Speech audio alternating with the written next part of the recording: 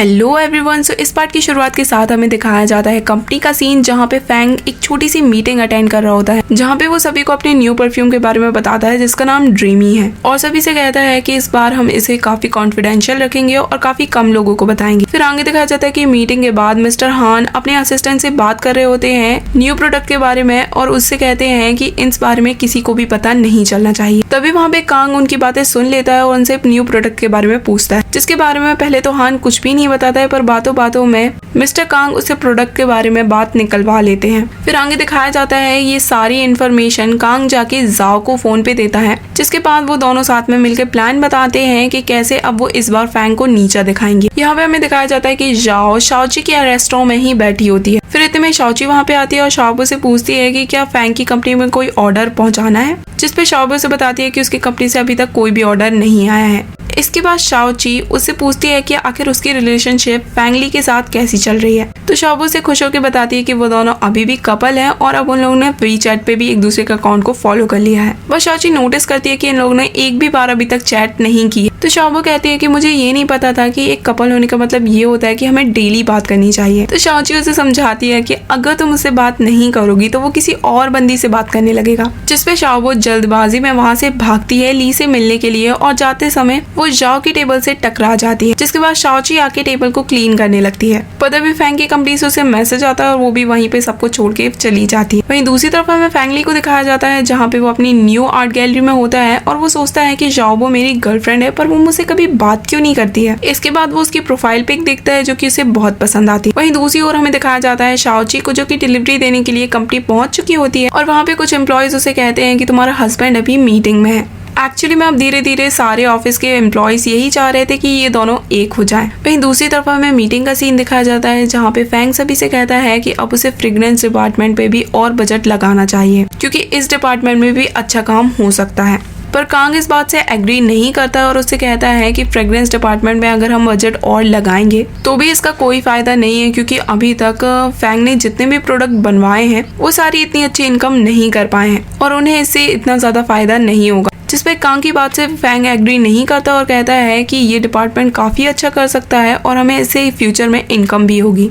तो कांग उसे कहते हैं कि हमें इससे अच्छी इनकम कैसे हो सकती है फ्यूचर में, क्या तुम्हारी ड्रीमर परफ्यूम की वजह से? और उसे कहता है कि तुमने तो उसे अभी तक बनाना शुरू भी नहीं किया है, वो सिर्फ एक कॉन्सेप्ट है और क्या पता वो भी मार्केट में कैसा परफॉर्म करता है। उसकी ये बात सुन के फैंग को बहुत बुरा लगता है और उसे बहुत गुस्सा भी आता है, पर कांग की बात से सभी लोग एग्री करते हैं तो वो कुछ भी नहीं कहता और चुप रहता है। वहीं दूसरी ओर हमें फैंगली को बाहर घूमते हुए दिखाया जाता है और तभी उसे उसकी मॉम का कॉल आता है जो कि उससे पूछती है कि तुम कहाँ हो, तो वो उससे झूठ बोल देता है कि वो अभी भी न्यूयॉर्क में है, जिसपे उसकी मॉम कहती हैं कि मैंने अभी अभी तुम्हारे जैसे लड़के को यहाँ पे देखा। और जैसे ही ली मुड़ के देखता है तो वो अपनी मॉम को सामने देखता है। फिर वो जैसे तैसे अपना मुंह छुपाते हुए वहाँ से भागने की कोशिश करता है और उसकी मॉम भी कंफर्म करने के लिए उसका पीछा करती है कि उनका बेटा यहाँ पे है या न्यूयॉर्क में है। पर इतने में ही शाओबो वहाँ पे आके उसे बचा लेती है और यहाँ पे ली उसे थैंक यू कहता है उसकी हेल्प करने के लिए। तो शाओबो से कहती है कि तुमने अभी तक अपनी मॉम को ये बात क्यों नहीं बताई कि तुम न्यूयॉर्क से वापस आ गए हो। तो ली उससे कहता है कि मैं जल्द ही अपनी मॉम को सब कुछ बता दूं। वो दोनों काफी क्लोज खड़े होते हैं कि तभी शाओबो को भी उससे हार्मोन्स की स्मेल आने लगती है। यहाँ पे ली भी उसके इतने पास आने से काफी नर्वस फील कर रहा होता है, जिसपे शाओबो से कहती है कि आखिर क्या बात है। तो ली उसको खुद से थोड़ा दूर करता है। फिर इसके बाद वो उसे अपनी गैलरी लेके आता है और उसे दिखाता है और साथ ही उसे बताता है कि उसे पेंटर बनने का शौक है।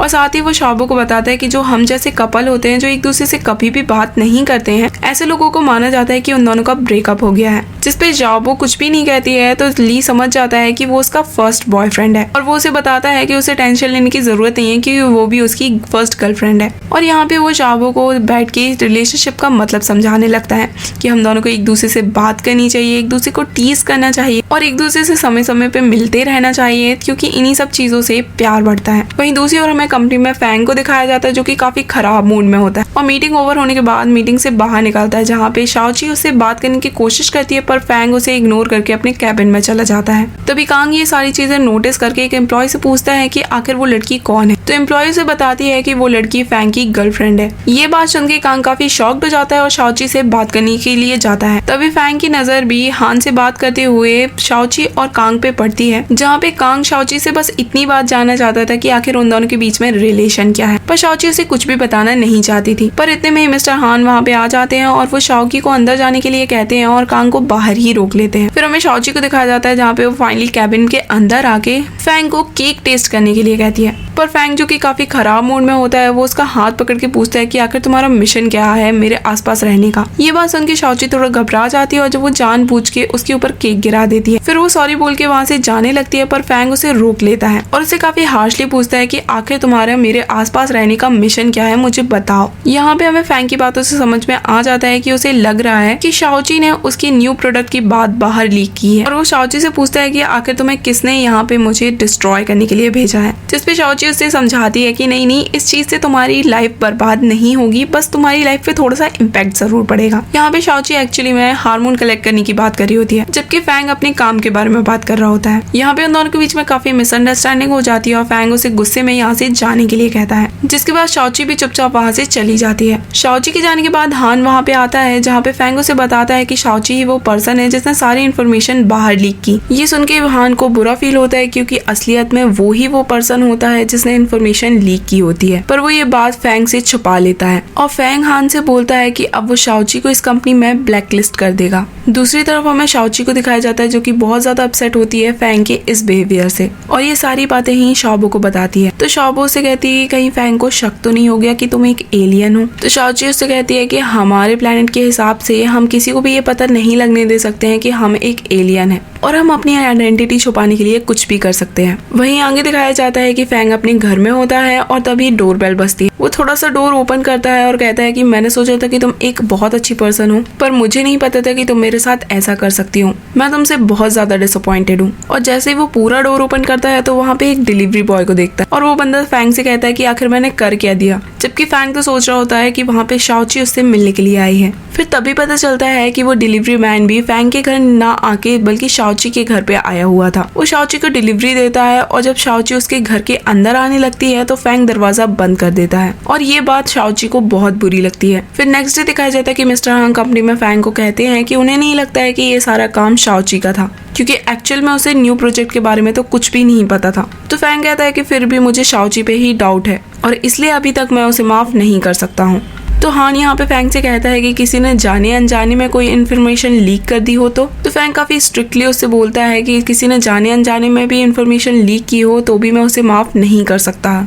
ये बात सुन के हान समझ जाता है कि अगर उसने अपना मुंह खोला तो उसे भी फायर कर दिया जाएगा, इसलिए अपनी जॉब बचाने के लिए वो चुप रहना ही बेटर समझता है। वहीं दूसरी ओर दिखाया जाता है कि शाओची डिलीवरी देने के लिए कंपनी में आई होती है, पर कंपनी में ब्लैकलिस्ट होने के कारण उसे एंट्री नहीं मिल रही होती है। हान ये सब कुछ देखता है और उसे शाओची के लिए बहुत बुरा फील होता है। नेक्स्ट सीन में दिखाया जाता है कि शाओची कैफे में होती है और वो काफी अपसेट होती है और उसे समझ में नहीं आ रहा होता है कि आखिर अब वो फैंग को कैसे मनाए। तो मिस चाय उसे एक बुक देती है जो कि उन्होंने काफी रिसर्च करके निकाली थी और उसे बताती हैं कि अगर तुम्हें फैंग को मनाना है तो तुम्हें बहुत ही अच्छा खाना उसके लिए बनाना पड़ेगा। फिर आगे दिखाया जाता है कि घर पहुंच के शाओची फैंग के लिए टेस्टी खाना बनाने लगती है और साथ ही इमेजिन करने लगती है कि फैंग जब उसका टेस्टी खाना खाएगा तो वो कैसे रिएक्ट करेगा। पर तभी जब वो ये सब कुछ सोच रही होती है कि अचानक से उसके घर में आग लग जाती है। वहीं दूसरी ओर हमें फैंग को दिखाया जाता है जो कि अपने अपार्टमेंट में लौट रहा होता है और तभी वो शाओची के अपार्टमेंट से बहुत सारा धुआं निकलते हुए देखता है। तो वो चेक करने के लिए उसके अपार्टमेंट में जाता है और जैसे ही डोर ओपन करता है तो सब कुछ धुआं ही धुआं होता है और वो अंदर जाके देखता है कि किचन में आग भी लगी हुई है। तो वो जल्दी से अंदर जाके आग को बुझाता है और शाओची से पूछता है कि आखिर तुम ये सब कुछ क्या कर रही हो। तो शाओची उसे बताती है कि वो उसे इम्प्रेस करने के लिए खाना बना रही थी, पर तभी फायर एंड स्प्रिंकल से भी पानी गिरने लगता है जिसकी वजह से दोनों ही गीले हो जाते हैं और फैंग उसे कवर करके अपने अपार्टमेंट पे ले आता है। वो उसे टॉवल देता है और उसके पास आके कहता है कि आखिर तुम्हें ये सब करने के कितने पैसे मिल रहे हैं। यहाँ पे वो इन्फॉर्मेशन लीक करने के बारे में ही बात कर रहा होता है। तो शाओची भी यहाँ पे गुस्से में कहती है कि ये सब की शुरुआत तुमने ही की थी जब तुमने मुझे बुली किया था और मैं तुमसे नाराज नहीं हूँ, तो इसका मतलब ये नहीं कि तुम मुझसे कुछ भी कहते रहो। और फिर गुस्सा करके वहाँ से जाने लगती है। तभी फैंग की नजर शाओची की रिंग पे पड़ती है जो कि वहीं छूट गई थी। वो उसे उठाता है और उस रिंग को टच करते ही फैंग को सारे फ्लैशबैक याद आने लगते हैं और वो शाओची का नाम लेके वहीं पे गिर जाता है। इतने में शाओची भी ये बात नोटिस करती है और उसे संभालने की कोशिश करती है और जैसे ही वो उससे रिंग ले लेती है तो वो वापस नॉर्मल हो जाता है। ये सारे फ्लैशबैक देखने के बाद उसे काफी अजीब लगता है और वो शाओची को घूर के देख रहा होता है क्योंकि उसे कुछ भी समझ में नहीं आ रहा होता है कि उसके साथ अभी अभी क्या हुआ। वो दोनों एक दूसरे को देख रहे थे कि तभी वहाँ पे शाबो आ जाती है और उन दोनों को साथ में देख के समझ जाती है कि शाओची उसे हार्मोन कलेक्ट कर रही है, तो वो उन्हें बिना डिस्टर्ब करे वहाँ से चली जाती है और उसके जाने के बाद शाओची भी वहाँ से चली जाती है। पर फांग बहुत ज्यादा कंफ्यूज हो जाता है कि उसने अभी अभी क्या देखा। आगे दिखाया जाता है कि हान को फैंग का मैसेज आता है और वो उसे अपने साथ चलने के लिए बुलाता है क्योंकि उसे दूसरे शहर जाना होता है और अभी बारिश हो रही होती है और बारिश में वो सारी मेमोरीज अपनी भूल जाता है, इसलिए वो हान को उसे दूसरी सिटी ले जाने के लिए कहता है और तभी वहाँ पे बारिश शुरू हो जाती है जिससे वो काफी अनकंफर्टेबल फील करता है। तभी उसे एक फ्लैशबैक याद आता है कि उसने शाओची से उसी की गर्लफ्रेंड बनने के लिए पूछा था और ये बात सुन के शाओची भी काफी शॉक्ड हुई थी, जिससे वो काफी कंफ्यूज होता है कि आखिर उन दोनों का रियल में क्या रिलेशन है। फिर इस इंसिडेंट के बाद फैंग हान को अपने साथ मेमोरी बैंक में ले जाता है जहाँ पे वो उसे चेक कराता है कि क्या शाओची के बारे में उसकी कोई मेमोरी है या नहीं, पर उसके पास शाओची की कोई भी मेमोरी नहीं होती है, जिसपे वो हान से पूछता है कि कहीं तुम मुझसे कुछ छुपा तो नहीं रहे हो ना। यहाँ पे वो शाओची की मेमोरी के बारे में पूछ रहा होता है पर हान जो कि ऑलरेडी एक बात छुपा रहा होता है उसे डर लगता है कि कहीं फैंग को ये बात पता तो नहीं चल गई कि उसी ने वो इन्फॉर्मेशन लीक की थी और वो डरते हुए फैंग को फाइनली बता देता है कि उसी से न्यू प्रोजेक्ट के बारे में धोखे से इन्फॉर्मेशन लीक हो गई थी। ये सुन के फैंग को बहुत गुस्सा आता है क्योंकि उसने उसकी वजह से फालतू में शाओची से इतना सब कुछ कह दिया। इसके बाद आगे दिखाया जाता है कि फैंग डॉक्टर से मिलने के लिए जाता है जहाँ पे वो पूछता है कि आखिर उसे शाओची के बारे में अभी तक क्यों याद है। तो डॉक्टर से बताता है कि वैसे तो तुम्हारी सारी गर्लफ्रेंड्स का मेरे पास डेटा रहता है पर शाओची का कोई भी डेटा मेरे पास नहीं है और उससे कहता है कि जब तुम 3 मंथ्स के लिए कैलिफोर्निया गए थे शायद तभी तुम शाओची से मिले हो, जिससे फैंग को लगता है कि शाओची उसकी एक्स गर्लफ्रेंड है। फिर आगे दिखाया जाता है कि शाओची और शाओबू दोनों कंफ्यूज होते हैं कि आखिर फैंग उनके साथ ऐसा बिहेव क्यों कर रहा है। पर तभी शाओची के पास फैंग का मैसेज आता है जो कि उसे मिलने के लिए बुलाता है। ये मैसेज देख के शाओची काफी एक्साइटेड हो जाती है और इसी के साथ ये पार्ट यहीं पे एंड हो जाता है। Guys in the next part.